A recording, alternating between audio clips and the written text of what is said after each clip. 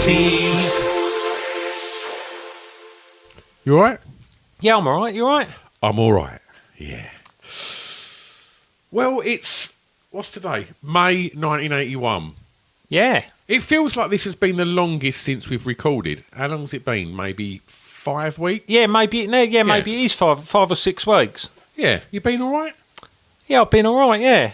Good. Yeah, I had some good news. Good news yesterday. Go on. You don't know how much you want something till you actually get it. Right. Someone sent us a link for on Twitter. Top 10 list of extreme controversial bands. And I normally think that anything to do with lists on the internet, you know, your other podcast, Yep. accepted, obviously, Yep. is just one of these, you know, like a clickbaity thing. Yeah. Just to get people, you know, just content, just filling up dead air. Yeah. But on this occasion, it was really well written. Okay. Yeah, and it had a lot of integrity. But it was the top 10 extreme controversial bands. And to my surprise, as I scrolled down, past Sleaford Mods, past the Goat Girls, Yeah. past Pussy Riot, Yeah. who's nestling at number 1? Gary Glitter. Glaring omission you've just spotted there. He weren't that controversial till the end of his career, was he? Yeah, But that kind of did signal the end of his career. So you've had a number 1. Quite literally, yeah, on listverse.com. Wow. Yeah, I mean, I'm acting surprised. I read it yesterday and I thought it was fucking great. that means a lot, you know. Yeah. Yeah. I don't know what. I mean, we've been chatting for about an hour before we press record, so I don't know why we didn't even mention that, because that's big news, isn't it? Oh, because you spent fucking 25 minutes telling me about your UFC fight you've had on your other Banging on podcast. about yourself. I can't. Okay, I'll put my hand up. I have my hand up for 20 minutes. Yeah. Oh, dear. Well, I mean, that's great, isn't it? Yeah, it's all right, isn't it? It's just fucking, just nice, isn't it? Do you think you're the most controversial? I mean, they referenced wiping your ass on a picture of the Queen. A Savile-related thing as well, didn't they? I'm trying to recall it, but It was just all that. I mean, they went in with the big guns, didn't they? Yeah. Yeah. They picked the highlights. They missed out the Watkins one. Yeah, well, No, it's all right, isn't it? yeah. What about you? Yeah, I've been all right. Yeah. I did see the pub that we used to drink in growing up. I did see that they'd... have you had a look yet? Have we spoke about this beforehand? I'm not sure. The Oaks New Garden. No. So, Kunt and I used to drink in this pub called the Oaks, where you know, around where we grew up, and it's not the nicest pub, is it? It's a bit tired now, and it was probably a bit tired when we was 18, 19 anyway. Yeah. But I was out having my morning run, and I just see like a big sign on a chalkboard saying "Grand opening today, beer garden." And I just thought, that could be good, because it's, you know, I just thought, give you a ring, we could go and have a drink in the beer garden, might be nice. But I was always I was thinking to myself, so what is it, like a rooftop garden? Like, how have they managed this? So I thought, I'm just going to go and have a look. So on my run back, I run round the side, which was the entrance to their beer garden. Their beer garden is... see, I've been to a beer garden in between lockdowns in another pub in our area, which is kind of slightly nicer, where we always used to have boys' beers. Had a revamp. Yeah. And they have like the patio heaters, and they have like little kind of booths, and it's all very, very artisan and nice. And I just thought, I wonder if like the Oak has took, you know, a lead from that. What the Oak had done is got the furniture that has been there since we drunk in there in the early 90s and just put it in the car park. And that was it. It was just a load of shit tables in the middle of the car park. And as I walked round there, it was just two old geezers like sitting there rolling fags, just fucking having a pint, freezing their fucking elderly ball sacks off. Well, it's indoors, outdoors, isn't it? Oh, it was fucking depressing. Knowing you think, Oh, mate, that could be good. We could have a little pint in their new garden. I thought you was going to say they got a little square of fake grass or something. Well, you'd think that, wouldn't you? A little bit of fencing, little booth, like something that went over the top, to keep the rain off you. No, they've literally put the shit furniture that was inside outside in a car park. Anyway, we're here to discuss May 1981. So, do you want to start as ever with the charts? We always start with films, don't we? Do we? I know it's been 6 weeks, but we always start with films. I thought we started with music. No, we always... Well, so say we always start with films. We always start with film. Right, okay. What's the film we're going to start with today? The film we're going to start with today is Friday the 13th, Part 2. Friday the 13th, is that the Jamie Lee Curtis one? No, that's Halloween, isn't it? Oh, yeah, it is, yeah. Friday the 13th is... Jason, isn't it? Jason, yeah, but as I understand from Wikipedia, Jason didn't become a thing until Part 2, with a hockey mask and what have you. In the first film, I think it was just a kind of slasher at a summer camp, and then it turned out it was this Jason, and he became a thing after the second one. So you quite like them sort of films, didn't you? Do you know what? I used to really like them kind of films, and I used to watch a lot of them, but then I just sort of stopped watching them. And scared? Huh? What, scared? No? All right. Nah, I'm not really into this. Nah, turn it off. I'm not playing. This is boring. Nah, just turn it off. Turn it off! No, I'll just stop watching them. I don't know why. I still kind of like them, and I still like to watch more of them, but just don't really get enough time. I watch more comedy stuff. Yeah, I know. You're woke. You're a woke man. You know it's fine to be scared. There's nothing wrong with being scared. It's just easy to go to sleep when you see something funny. You're the one who used to shit your pants about horror films. No, I never. You fucking crying yourself to sleep, needing tomato soup. I do remember, I remember going round Jamie Hughes's house, and Jamie's actually sent us a message. Jamie listens to this. And, hi, Jamie. We all went round Jamie Hughes's house, and he had a pirate of "I Spit on Your Grave," and that was like a legit 80s video nasty, wasn't it? Yeah, it's right up there, isn't it?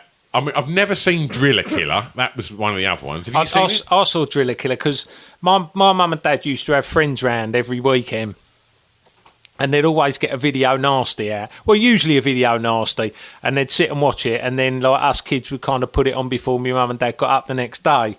And I saw Driller Killer, like probably when I was quite young. Because I always remember thinking it was like that one was one of the ones that's banned.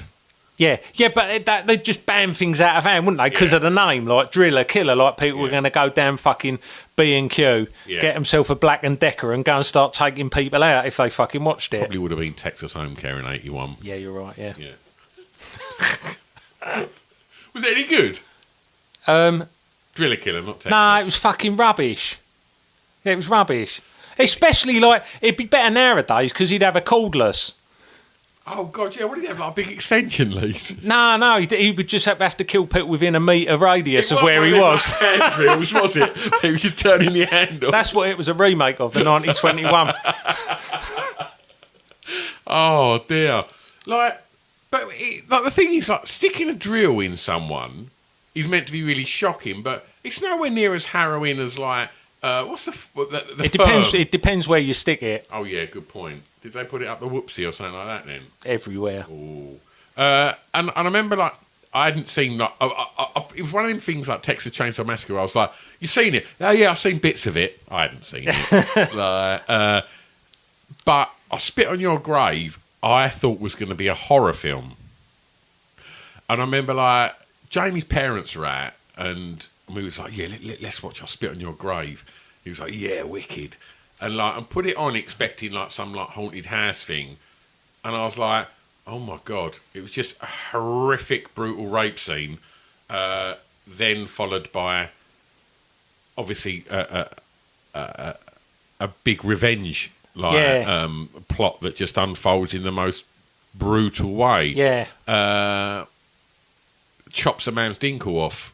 Well, some would say fair play, isn't it? Yeah, I'm not really going to get into the ethics of it. Like, it was just the horror of it that I wasn't expecting. It preceded the Bobbits by 20 years. Yeah, and I remember just thinking, like, at the end, like, everyone was like, yeah. But I think all of us were like, Jesus Christ. A little bit of my childhood has died inside. It really felt like that. It was, yeah, it felt like that kind of. I think I probably stopped playing with toys that day. Yeah, that was, yeah. Well, as long as it weren't the day you started wanking. No, it wasn't. It definitely wasn't. No, it weren't.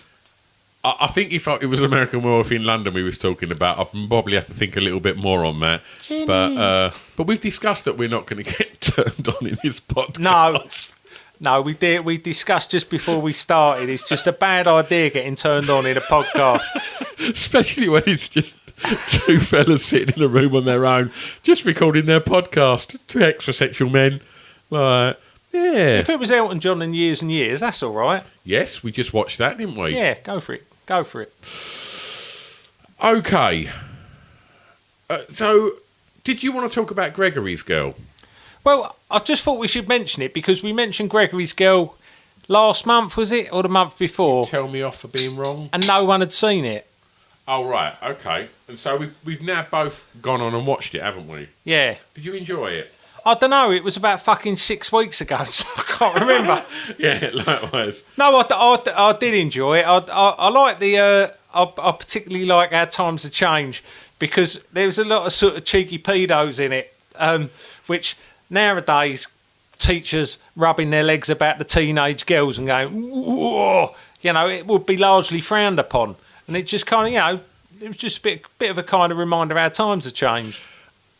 The one thing that I took from there was, have we spoken on this podcast about them old school goalie gloves that were yellow with the black... We've spoke about 5 times, and every time I've said to you we have spoke about it, you've always had that pair that you wanted. He had them on. And we might have even talked... Did we fucking talk about this last month? I don't know. It's that long ago, I can't even remember. A few beers before you start Whose recording. idea was it to have beers in a podcast? Fucking terrible idea. I'm beginning to get deja vu about this conversation. See, so I thought that the love interest in Gregory's Girl, I can't remember what her character's name is in it. No, I'm no use. But I just couldn't get beyond Claire Grogan. Yeah. It's Grogan, isn't it? Yeah. But he ended up with Grogs, didn't he? I know, but it was just the whole thing was all about, and I'm sure, I can't think what the actor's name is that played Gregory. John Gordon Sinclair. Yes. Get in for the win. He was so spindly with a big pigeon chest and was just like, whoa. It was just proper of its time, wasn't it? Yeah, but that was what it was like being in love with someone at school in the 80s. Yeah, I'd like to re-watch Adrian Mole. Oh, definitely. Because, I don't know if you can buy that anywhere or if it's, it must be on YouTube somewhere or something like that. But I remember thinking, that was did you watch that? Yeah, watched it. That was something we sat down and watched the family religiously. It was Julie Walters as well, wasn't it? Yeah. And I can't think of the fellow who played his dad, and I don't know whatever come of that actor that played Adrian Mole. No, I don't know. And Pandora. Oh. And Ian Jury done the theme tune, didn't he? Yeah, of course he did. It was good the 80s, wasn't it? It was, wasn't it? You'd never get that now. No. Right. Okay, so should we move on to some tunes? Yeah, might as well. So I'm going to go for the week of the 24th of May 1981. Okie doke. Number 1 is the Dandy Highwayman, Adam, and his Ants with Stand and Deliver. Yeah. What do you reckon about Stand and Deliver? It's not as good as Ant music. But do you think that's in retrospect it's not as good as Ant music? No, Ant music's just better. Yeah, and Ant music is better, but do you say that with a benefit of hindsight? Do you think at the time you would have liked Stand and Deliver better? Yeah, 100%, because it was about a dandy highwayman, He just looked fucking excellent in the video. He was a proper pop star, Adam Ant, wasn't he? Yeah, and was Dick Turpin on then, the Richard O'Sullivan show? I think it was, yeah. And like the thought of like, you know, that whole Dick Turpin thing was like, and Highwayman was so fucking exciting, wasn't it? It feels really pedestrian now. Yeah, but it didn't then. Nah. And especially with that white stripe across your nose as well. He just looked fucking great. And at the time, I would have, you know, just thought it was the best thing ever, Stand and Live. And I do think it's a fucking great song. Number 2, Shakey's back. Is You he? drive me crazy. Was that a cover as well? Don't know. Were all these songs, was this Old House a cover? Or were they just songs written in a 50s style? Right, do you know what? This is a bit guesswork, but I think This Old Ass was a cover, and I think maybe You Drive Me Crazy weren't. That's guessing though, but I'm sure for some reason I think This Old Ass. I don't know. Message in.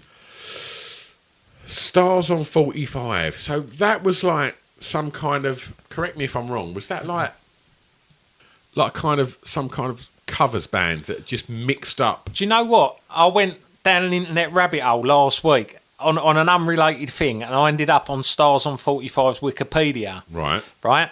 So it was like a Dutch producer, stroke DJ, right, who he was away on holiday in America, and he heard this Beatles mega mix in a club, like in a disco club. Yeah. They'd basically just fucking stuck a load of Beatles songs together in a club, you know, with a kind of beat to it, you know, like a bootleg. Yeah. And so he came back and he spoke to his mate at a record company and said we should bootleg the bootleg.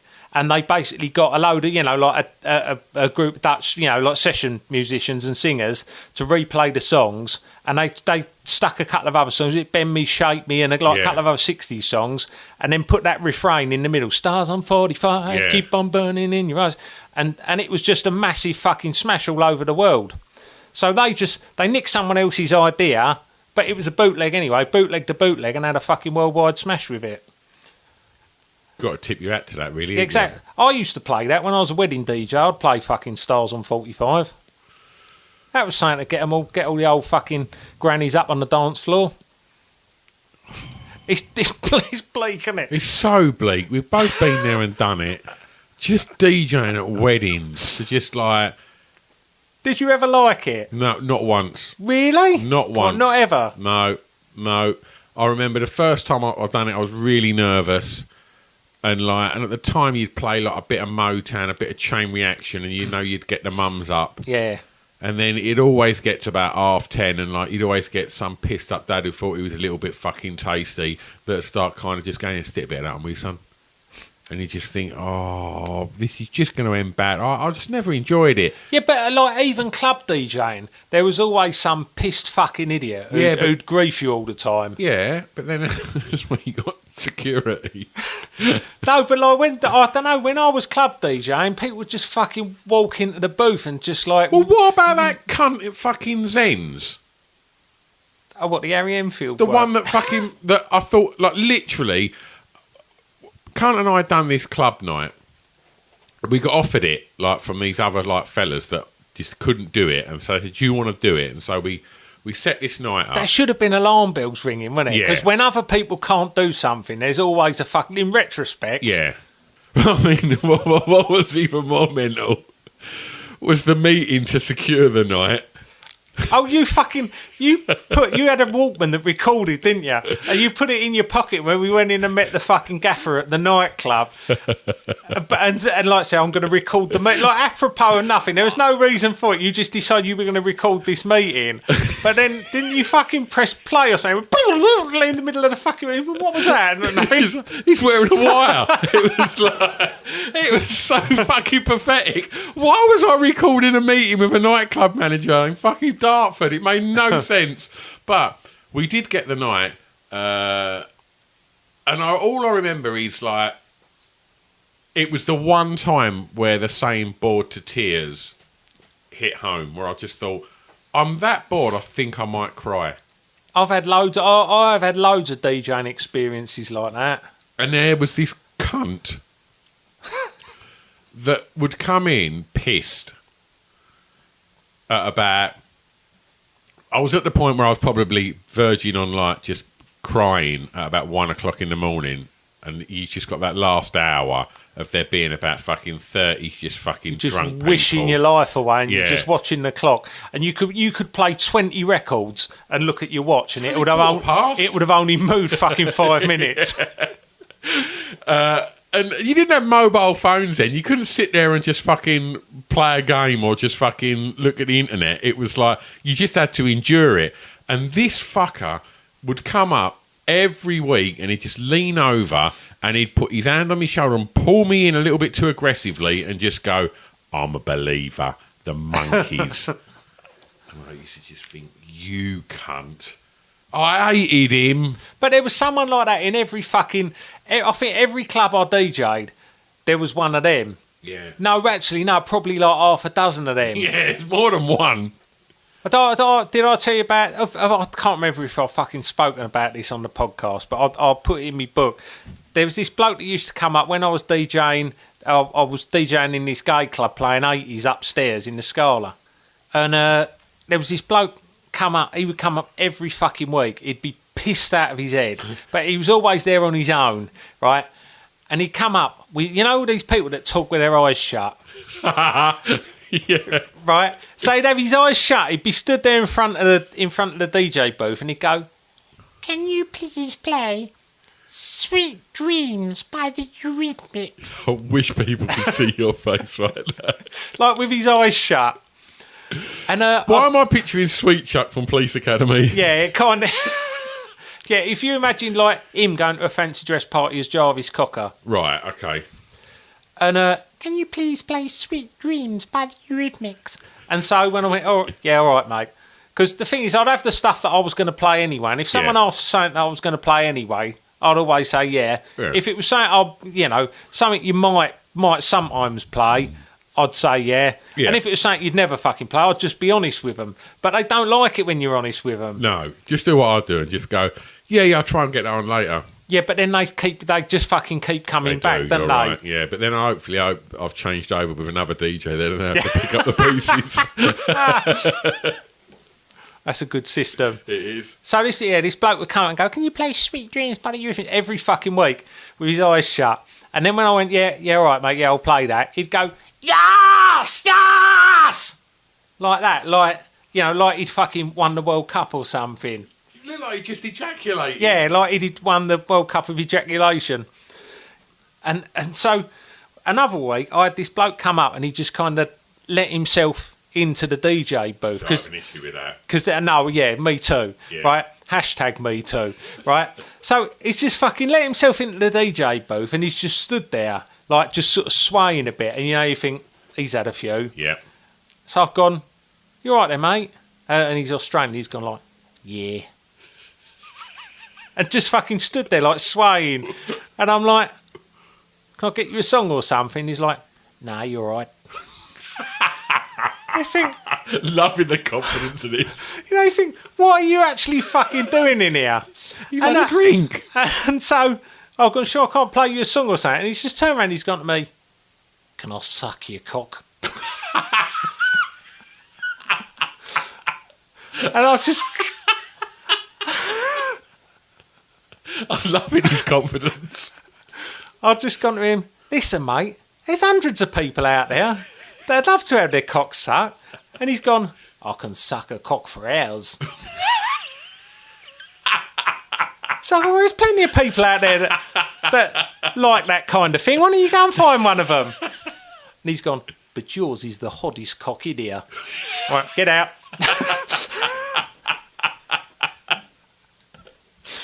So this fucking... I reckon probably a couple of months I didn't see him again for fucking months. And then a couple of months later, I've seen him and Sweet Dreams by the Eurythmics go behind the curtain. And they was behind there for fucking ages, like absolutely fucking ages, mate. Right? And in the break, in the the little fucking false ending in "I've Been Losing You" by a-ha. Yeah. You've heard from behind the curtain, yes, like that, right? And then fucking he's come out and sucker cock Frowers has come out behind him wiping his mouth. I mean, it's a marriage made in heaven now. Yeah, you do the math. He likes to chow down for a couple of hours, and he obviously likes getting overexcited about stuff. Yeah. Win-win. Good luck to him. Yeah, perfect match. Speaking of wins, in at number 5, Aussie's Dream. Spurs are on their way to Wembley. Did you like that? You were an Arsenal fan, weren't you, as a kid? I was, but I went to Spurs games. Oh, really? Yeah, my uncle took me to Spurs games. So how did you end up being an Arsenal supporter then? I remember when I was, like, really young that... I don't know why. I just like red. So I think I just supported Arsenal for that. But I remember my granddad was West Ham, and I remember, like, having a bet with him for the 1980 FA Cup final. So that was probably my earliest memory, and obviously Arsenal lost that. And then my uncle would take me to some football matches. So I saw Ricky Villa score that goal. No. Like, I was at that, and was that the one that had the replay? Because I went to QPR, was it Coventry? And there was a Man City one, and one was a replay as well. Ricky Villa scored the goal in the... Man City. Wasn't that in the FA Cup replay? Yeah. So I went to both of them, and I went to the... Was it QPR or Coventry? Other FA Cup final. And I went to a... Did Coventry beat Spurs? Or did Coventry beat Man City? I can't remember. But I've still got all the programmes. And so I used to go... Like, he'd take me to, like, occasional games. It was just like... And at the same time, my uncle was the chairman of Colchester United. I didn't know that. How come you've never fucking said that? And so, have I never told you about my Spurs stuff? Nah. Right, so... My other uncle was the chairman of Colchester United. Right, can I just warn everyone, this is the bloke whose dad was 21B medical droid. So, the Colchester United thing, this does sound like the 21B medical droid, but that uncle was like the rich great uncle that we didn't really know, because like my nan's family all fell out and there was loads of them. But he had a Rolls Royce, and he lived in like... he lives where my folks live now. Yeah. Like, which back then was like quite a la-di-da place to live. And so he used to take me to some games. And I used to go in like a Rolls Royce. So I was probably about fucking 8. But we'd go in there and I'd get like, I'd sit in the stand. It was only like, there weren't many people there as far as I remember. It was like Colchester United, but like 4th division or something like that. But I remember they'd like give you like, a blanket and soup and stuff like that. And you sit there and it was like, and at the time, Perry Groves played for Colchester. Oh, really? Obviously, then went on to play for Arsenal.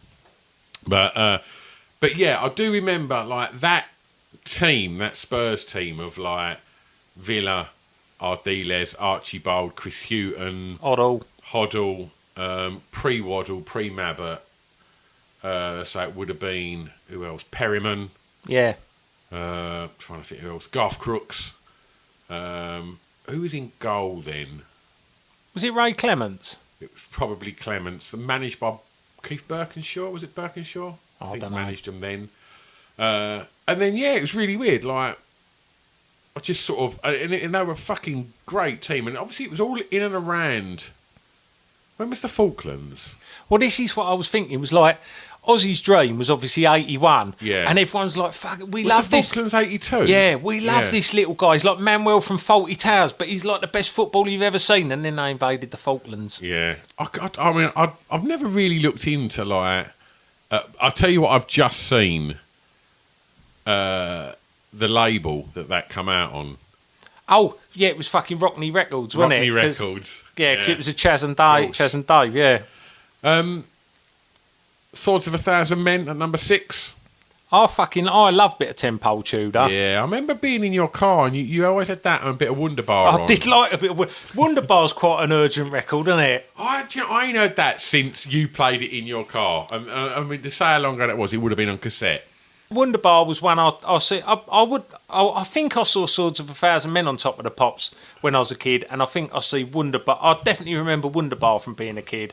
But I only kind of retrospectively knew about the link with the Sex Pistols and what have you. Do you remember Throwing the Baby Out with the Bathwater? That was their other one. No, I don't remember that. I supported them. Did ya? Yeah. Where was that? At the Brush? Yeah. And it was... I think Tudor Pole was doing Crystal Maze then. Oh, really? And they'd gone out on tour again. And it was really weird because he wasn't particularly nice to us. He was like, we went in like the backstage room, before they were going on, and he had a proper hissy fit, and like was like, get out, and like. Had you all set fire to your nuts and eaten all their rider? I don't think we'd done anything that bad, but yeah, I remember just thinking, you arsehole. And then at the end of the night, he sort of come up and said goodbye and stuff like that. And I mean, that would have been 94, maybe. Yeah. And then I saw him in 2008, maybe, at the Rolling Stones. What's the big rugby ground in London? Twickenham. I went to see the Stones at Twickenham, and as I was walking round, I see a Tudor pole, and he looked at me, and I just went, hello. He went, bloody hell, hello. Like, I ain't seen you for years, have I? I was like, no. And he went, pink toothbrush. And I went, yeah. I know. Fucking hell.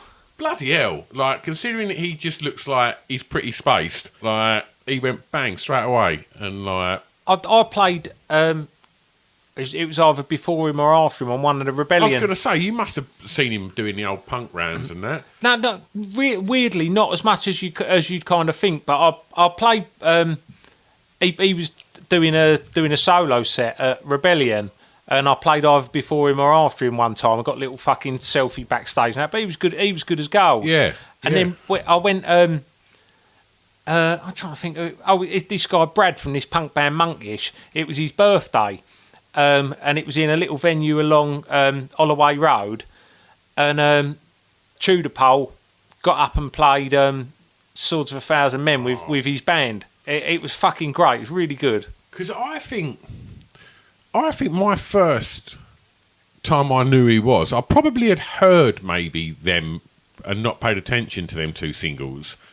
It was Great Rock and Roll Swindle, hearing him doing Who Killed Bambi and seeing him pushing that Hoover around and just looking mad. Like, I think that was probably like the earliest memory I have of who he was. Like, I sort of caught on to him just because Wonderbowl is one of them things that if you see that on Top of the Pops, it's unusual, isn't it? It's unusual, isn't it? I used to love them kind of left field things that just left a bit of an impression. You, as a kid, you don't know what they fucking are, but yeah. Right, so just looking what else we've got. Climbing Up to 12 from 15, Sound of the Crowd, Human League. That's a great record, isn't it? That's one of my Human League favourites, that one. Yeah. I like that bit. Like, it's got a big fucking rousing chorus. Like, I feel like the verses, like, feels like it's leading up to something. Yeah. And you've got that big fucking rousing chorus. And then when all the words are gone, you've got them synth strings. Like one of my favourite 80s kind of sounding synth strings. Yeah, bloody good. Well, I mean, whilst we're talking about the 80s and good songs, Nick Cayman died since we last recorded. Yeah. That's sad. It is, isn't it? Yeah. I mean, I love that single. Yeah. You didn't, did you? No, it was all right, yeah. Like, it was better than Owen Paul. Did I tell you when I saw Owen Paul? Yeah, did he fall off the stage? Yeah.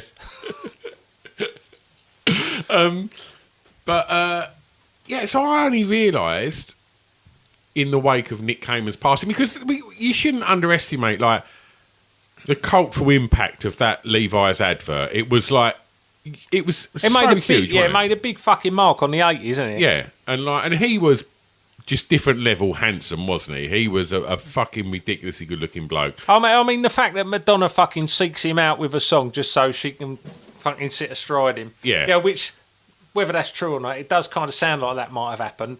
I mean, that's not a bad day out, is it? Like, I'm just this super famous person. Oh, hang on, who's that on the phone? Oh, it's Madonna. Like, she wants to give me a song that didn't quite make it on the True Blue. And like, yeah, I think it's a really good little pop song, that. And I think, yeah, that kind of Papa Don't Preach era Madonna. Yeah, it's up there, isn't it? Oh, it really is. Ruddy bloody hell.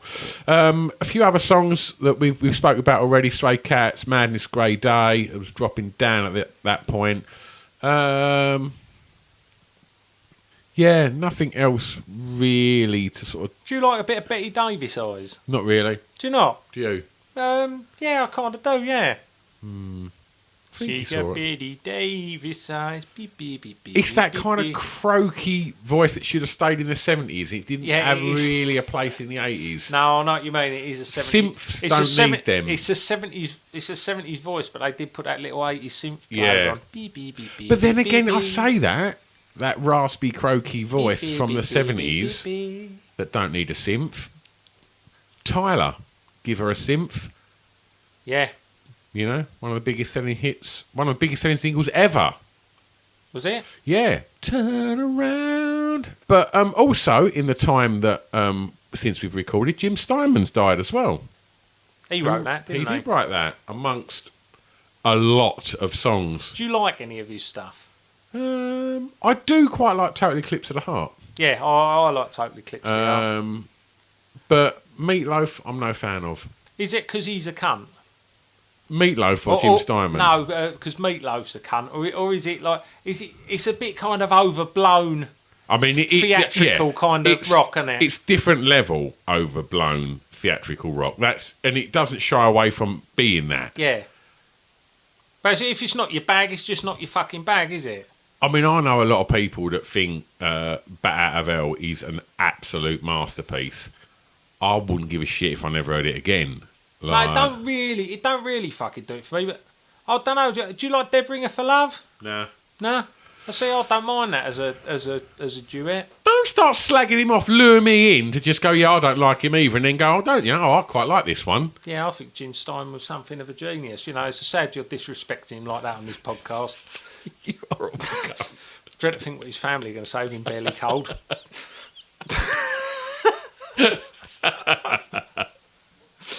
Oh, dear. Making Your Mind Up by the Fizzy's making its way out the charts.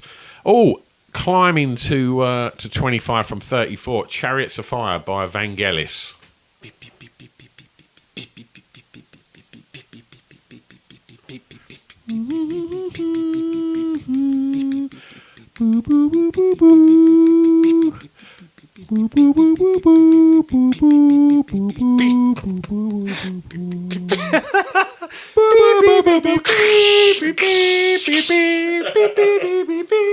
Just a load of blokes in PE kits bombing along on a beach.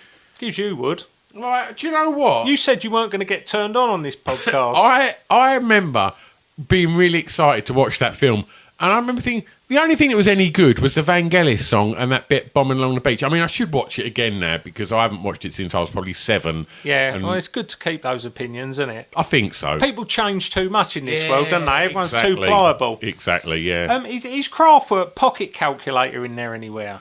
No. Don't know. I tell you what's starting to climb up in the charts. Body Talk. Body Talk. He was a sexual man, wasn't he? Who's that? Is that Imagination? Yeah, Yeah. Lee John. He was just a sexy guy, wasn't If he? you're going to go on top of the pops, pop on some kind of like gold. I don't even know what you'd call it. I had this bloke who used to go. Oh, Pocket Calculator. Sorry, it was at number 48. Oh. Well, thanks for interrupting what I was going to say with the thing I was talking about 5 minutes ago. Sorry. I had this where I used to go and do a lot of boot sales and record. In a number 47. No, you cunt!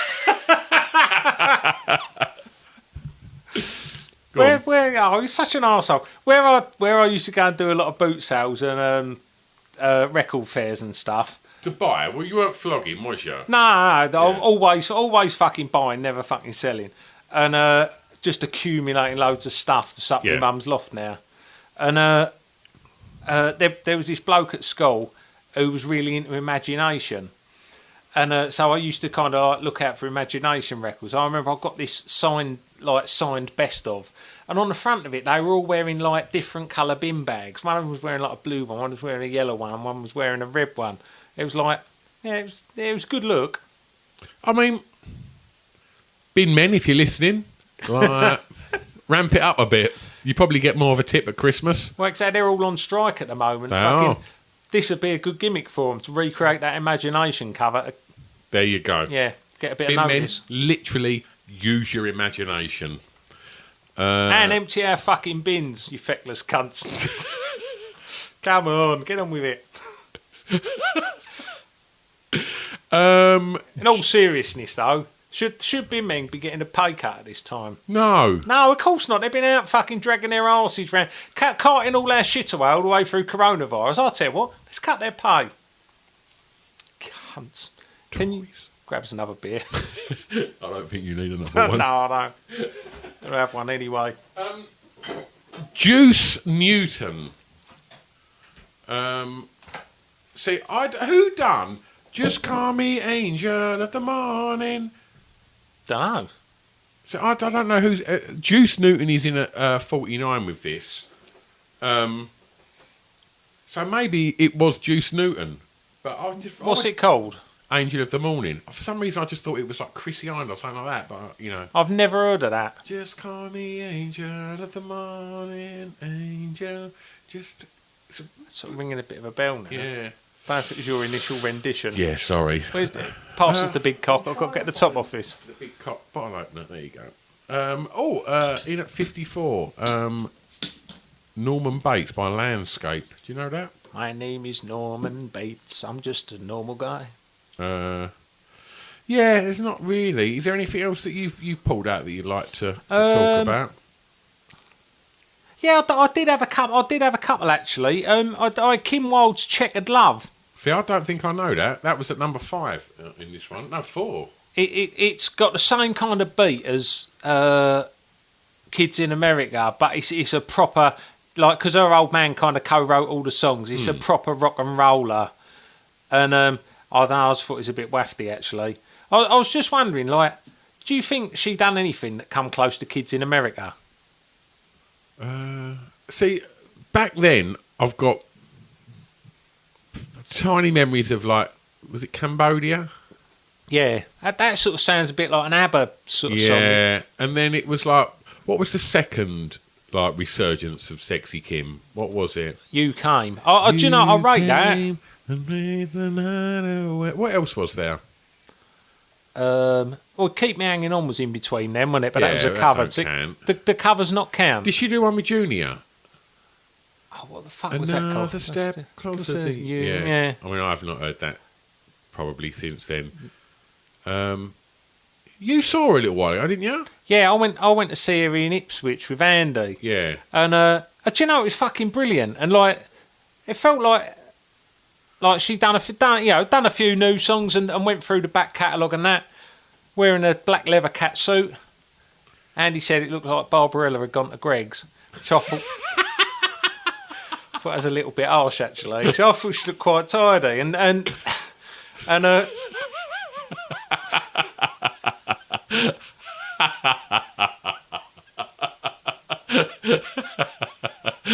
Oh, that's really mean, but really fucking funny.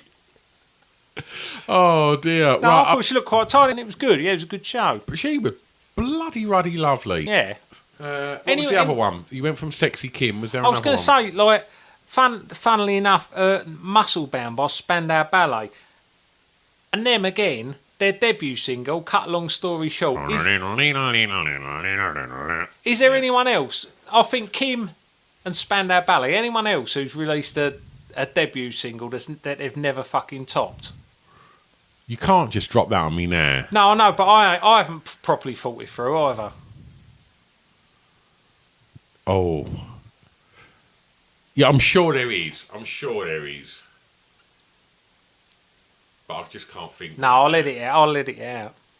But yeah. No, you ain't got to edit it out. No, I will. Like, no, I don't want you to. Well, you're just going to look like someone that can't think of things off the top of your head.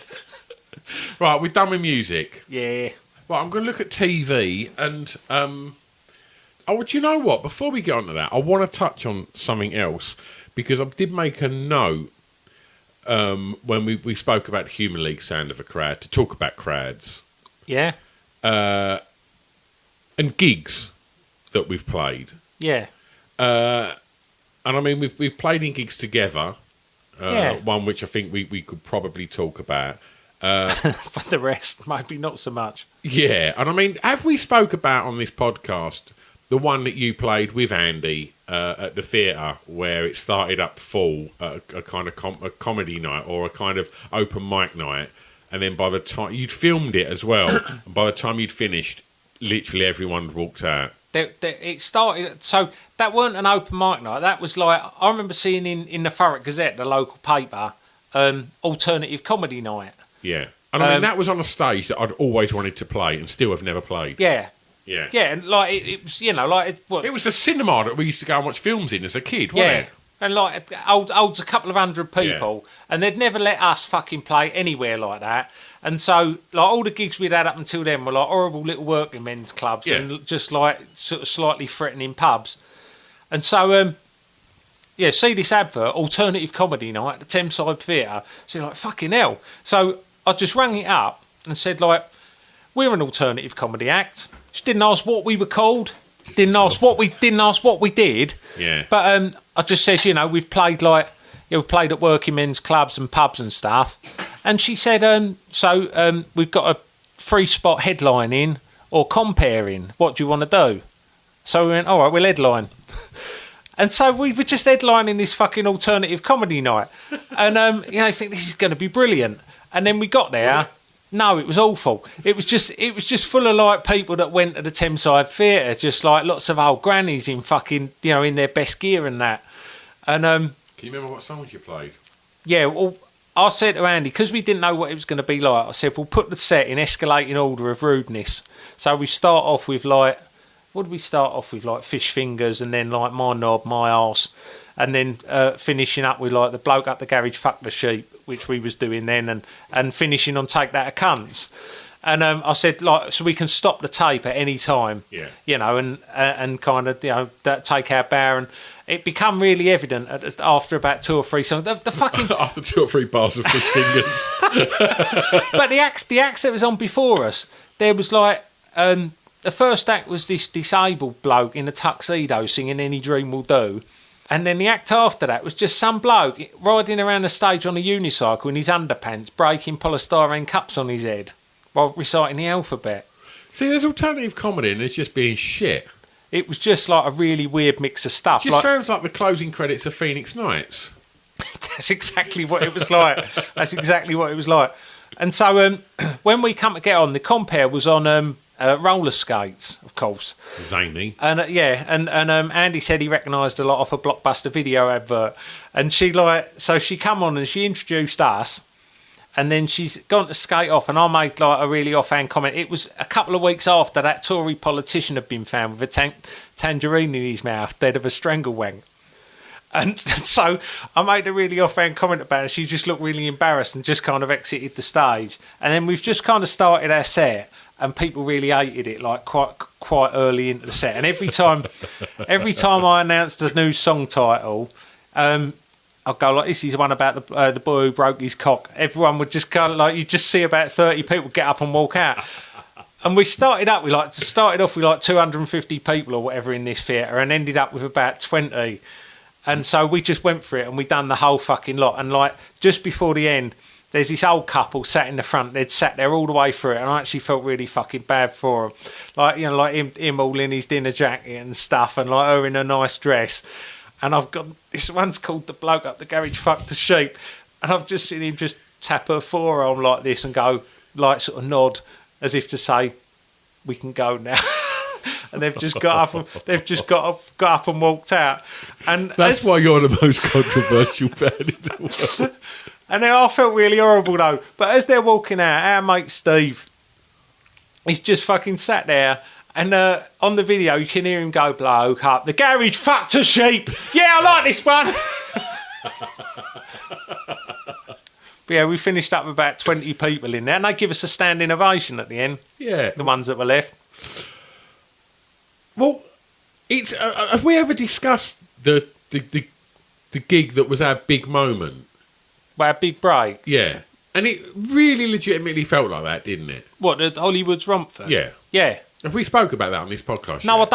I don't think we've actually properly spoke about it.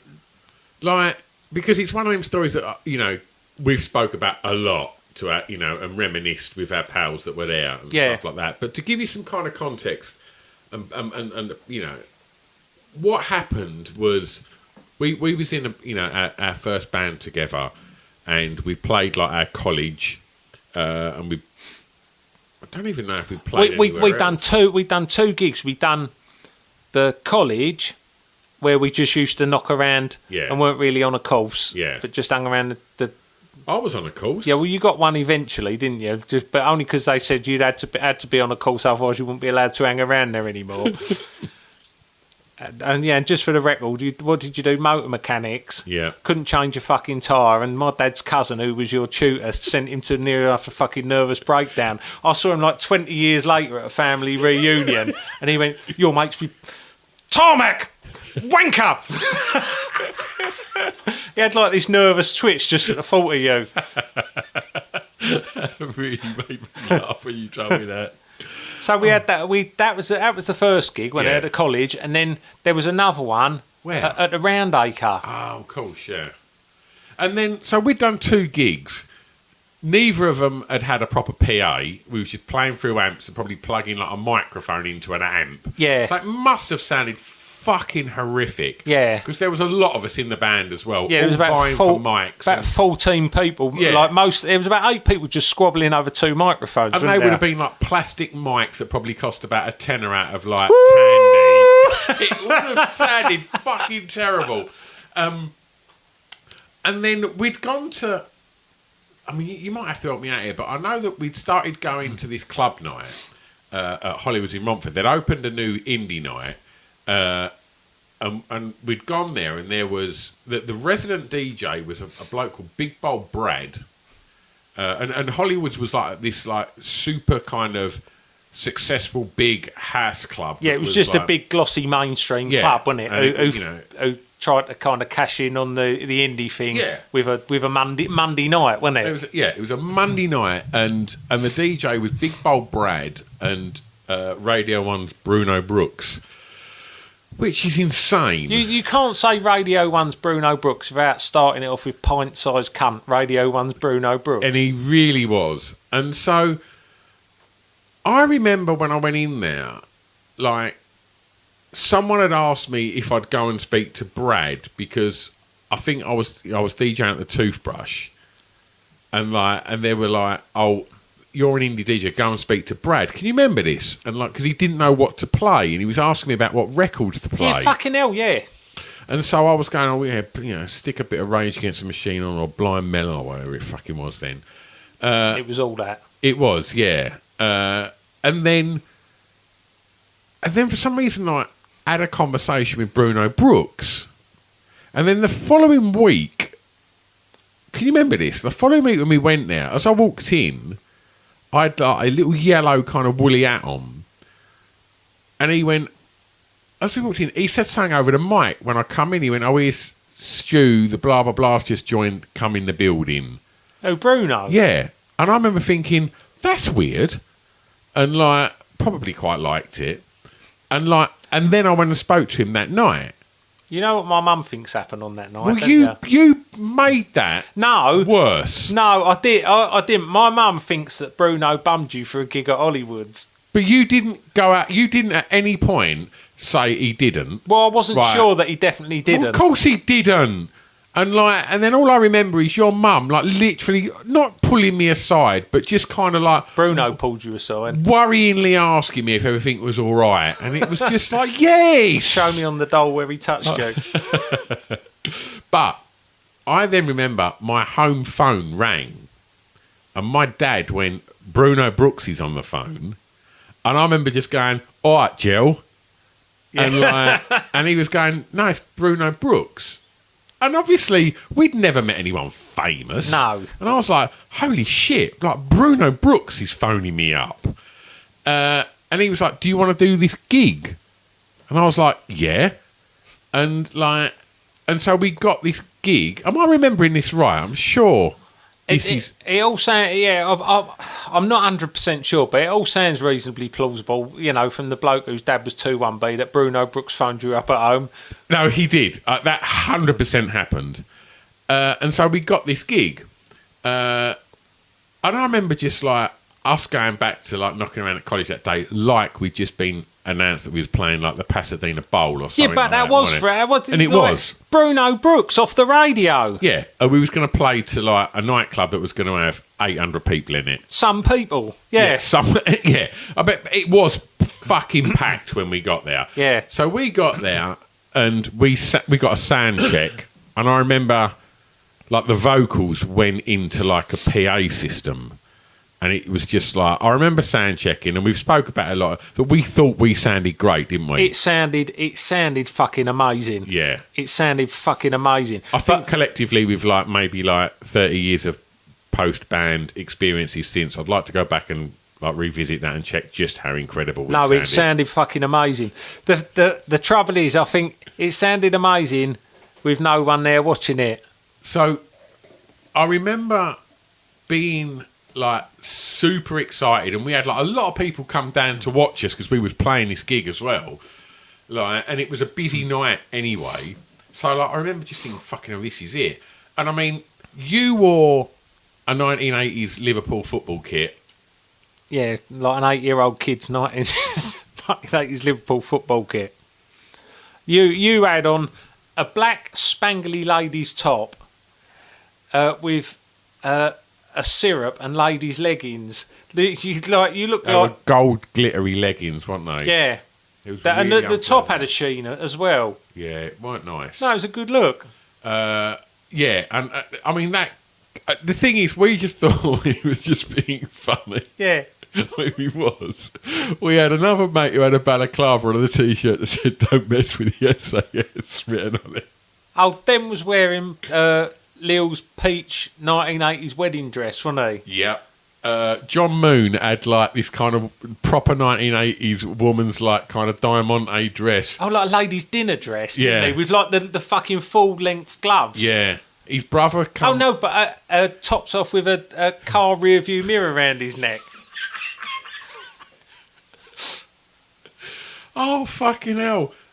Gel, who had long hair, decided that it would be a good idea to let us shave off all of his long locks. With a Hitler sweep over. Just with like, it was more Bobby Charlton, wasn't it? It was like about probably 6 inches of like one line of hair that just fell down over his like the side of his head.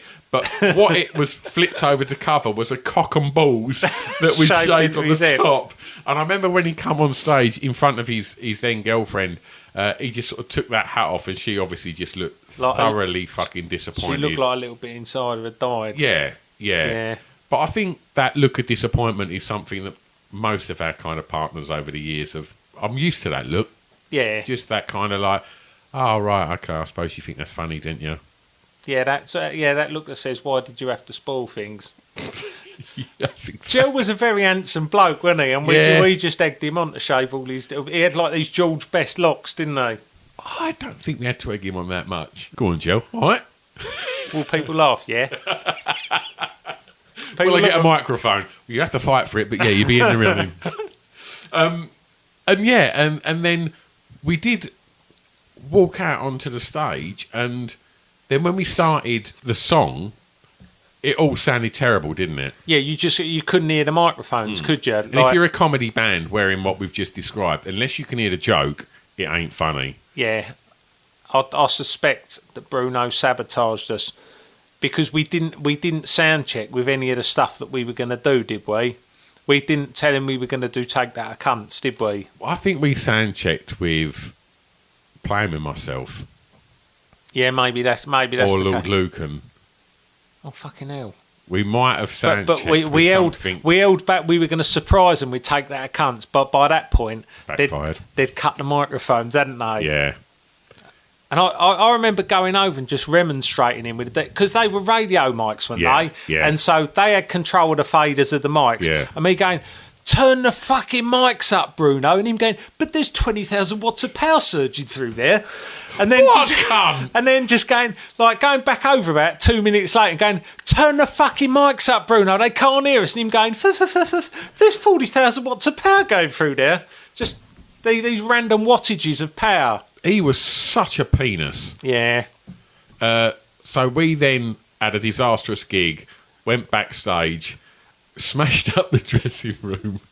Yeah, but that was only after I'm not going to name Hofmeister. I'm not going to name. I'm not going to say him by name, but the youth worker who Oh God, yeah. the youth worker who attended the local college came up for the Who night. had always tried to be one of the lads. Oh, he tried to be one of those, and he was a good guy, wasn't Yeah. he? But we come off stage all disconsolate about how bad the gig had been. Bearing in mind, any other time that he'd been in and around us, we would have been doing ridiculous kind of like jackass style stuff with our dinkles out and It sounds like you're making this all right.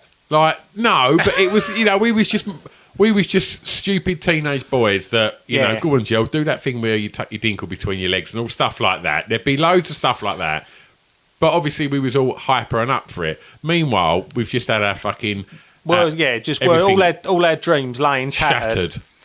But he obviously thought it was quite anarchic and he enjoyed it. And when we come off stage, he just went up the stairs and he was just stood there with his cock out, going like, "Hey!" like his party face. And he was like, "Put it away." We stole the walkie-talkies as well, didn't we? Yeah, we were hell-bent on destruction after that. The dressing rooms got smashed up, didn't It's they? mad to think, like, because we weren't naughty kids, were we? But I do remember just being really... Cause it sounds so ridiculous, but it did feel like it spoiled everything. Yeah, it was Bruno Brooks. Yeah. But, ultimately... I felt that feeling loads of times, but Bruno Brooks represented the establishment, and I think we represented innocent hopes and dreams, and that's what the establishment does. It just stamps on fucking people's hopes and dreams. But, ultimately, we were just fucking rubbish. I think people would have rather have watched us have a bit of a laugh for 3 songs than listen to that fucking helmet. Do you know what I think that was all about, though? Bruno Brooks ruining our dreams. Go on. He was going out with Anthea Turner, wasn't he? And she didn't have any feeling in her fanny after that pyrotechnic went off up her fuck flaps. And so he's just joylessly plugging away at her every night, her feeling nothing, no reaction at all. He's just trying really hard, just to see Get an emotional reaction. Yeah, just see some kind of reaction. And he tries and just gets nothing back. And so he decides he's going to ruin other people's enjoyment as well.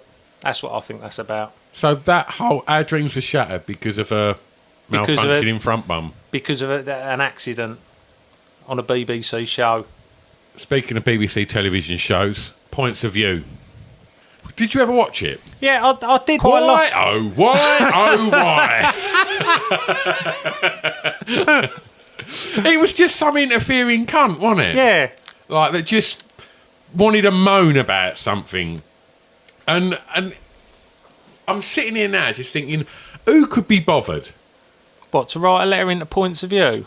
Yeah, to complain about something. Well, if something's affected you that much, why not write a letter about it? So it made me then think about letters and just being pathetic people.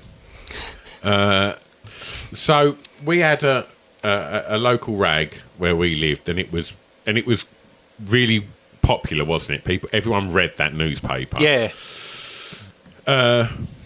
And people would, in the letters page, it was like Points of View. People would write in with... It was the same 3 interfering old cunts every week, wasn't it? It had some bee in their bonnet about something. And it was just... If you are a member of like a community group on Facebook, like your local town's community group, it was like that. Yeah. It was just someone complaining about kids doing wheelies on bikes in high streets and just fucking knobheads.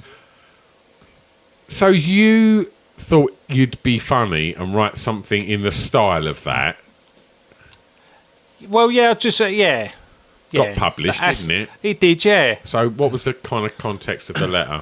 Well, it was an actual problem I had. Was like someone kept shitting. Why, oh why? Why does that bloke who lives around the close just up the road keep letting his dog shit on my grass verge and I keep treading in it? You sad cunt. I've always been just a magnet for dog shit. Honestly, and as someone, I just tread in dog shit all the fucking time. Every time I go out for a walk, if I traverse one bit of grass, yeah, Yeah, to this day, I can't go out for a walk without treading in dog shit. Look where you're walking, you knob. Well, you know, I like to look at the surroundings. Who looks at the pavement all the time? So, You should. yeah, I know I should. So this particular time, I used to do the graveyard shift at the club I spoke about earlier, and it would be 2 till 5. So you'd have to leave at 1 o'clock. And I come out at fucking 5 to 1 to put my records in the boot, and I trod in dog shit in the dark, putting my records in the boot. So you're like, oh, it was all up the side of me fucking Dunlop Green Flash. And like, you just can't, you ain't got time to clean it off. So I had to go and put my fucking shoes in, like, in the porch and come out in a different pair of trainers. And so I thought, right, I'm just not having it anymore. And I think I know who it was, because the bloke who it was, when I thought you just done it for a laugh. You're half serious about this letter, no, aren't you? actually, but I think all the best things have some basis in reality. Yeah. But the bloke, I fucking know the bloke who it is, and I saw him, he walked past me today, right? But I saw him, one time I was doing some shopping in Asda, and I saw him, and I just put a load of stuff in his trolley when he weren't looking, and he would have just gone to the till. How long after was this from the dog shit About incident? 4 or 5 years. I wouldn't let it lie. So this fucking dog shit incident was fairly fresh in my mind. Right.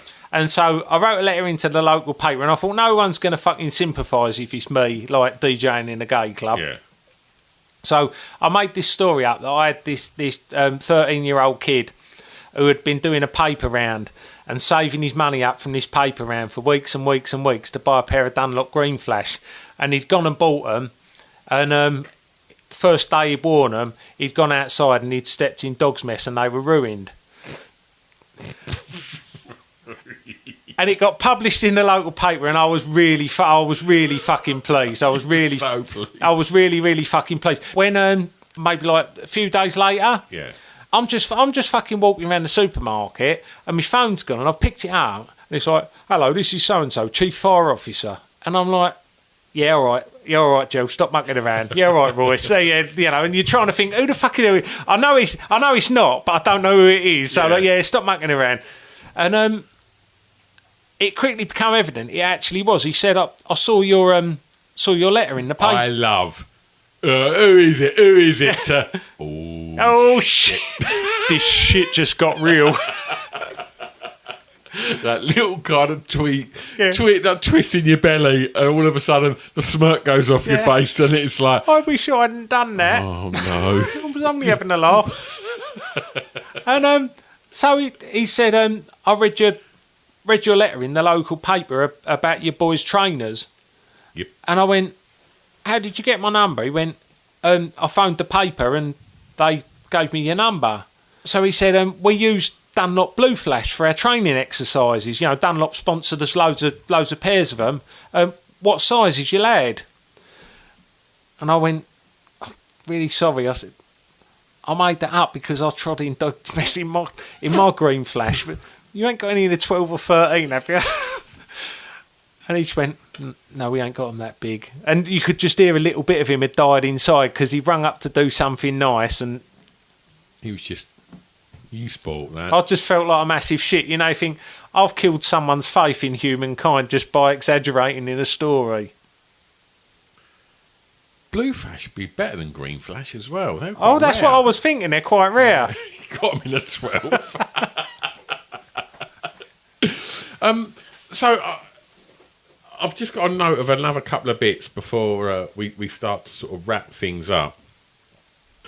Have we spoke about when we phoned up the record label on here? No, I don't think so. So how old was we then? You was driving, so I reckon you was maybe 17 and I was probably 16. Is that fair to say? Why are you making it sound like I'm the one that led us out into the woods and you just kind of come along with it? No, I just remember because obviously your car was important in it. No, you're making it sound like, and he said, "Just get your dinkle out," and I didn't know why I was doing it. Didn't know what I was doing. Well, all I remember is it was at the time when New Kids on the Block were the biggest band in the world, right? Yeah, so we'd probably have been about 18. Yeah. And so there's people fighting wars at 18. There's a lot of... Yeah, we wanted to fight a war that particular day, didn't we? Yeah, but I don't think we was very mature. No, I don't think. In retrospect. So why do you think that Who started that off? Well, I guess we was in the... Were we even sort of messing around with a band then? It was obviously when it was just me and you, and obviously with Lee and Gal. No, so that would have been... It probably would have been like... Would it have been late 80s? Would have been like about 89, I reckon, New Kids on the Block, wasn't it? Yeah. So we'd have been 16, 17, wouldn't we?